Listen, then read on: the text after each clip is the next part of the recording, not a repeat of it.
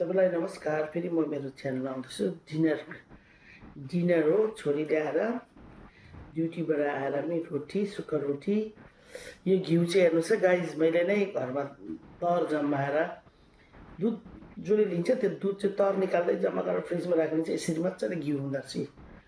घरको घिउ मैले बनाएको यो घिउ हो। अब यो चाहिँ चानाको दाललाई तरकारी बनाएको छ। एकदम यसरी खाँदा घिउ त्यो यसरी खाँदा त आम्मा त्यो उहिले भने यस्तो मिठो खाएन भने वाउ। तर भाष्टु स्टाइलमा ओछ्यानमा बसेर नखानु भन्छ।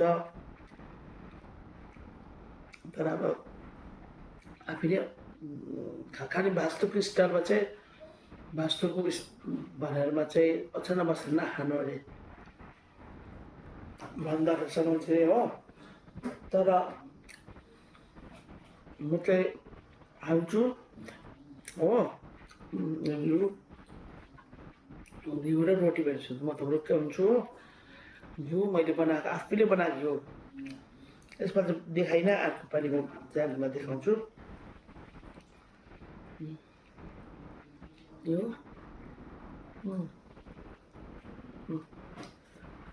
यो अचार टमाटर धनियाँ पिनेको अचार,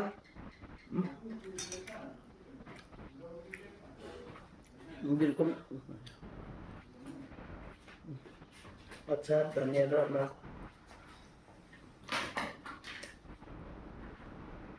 डिनर।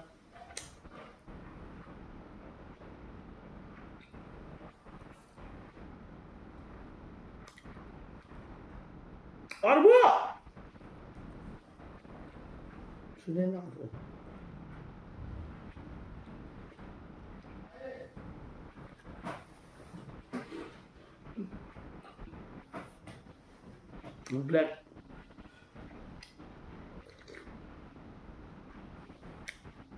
ब्ल्याक टी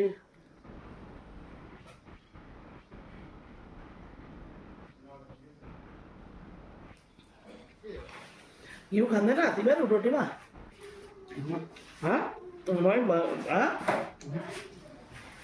ठिकै छ।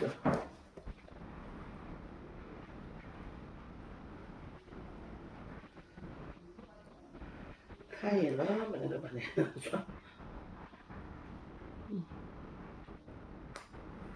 डिनर हो।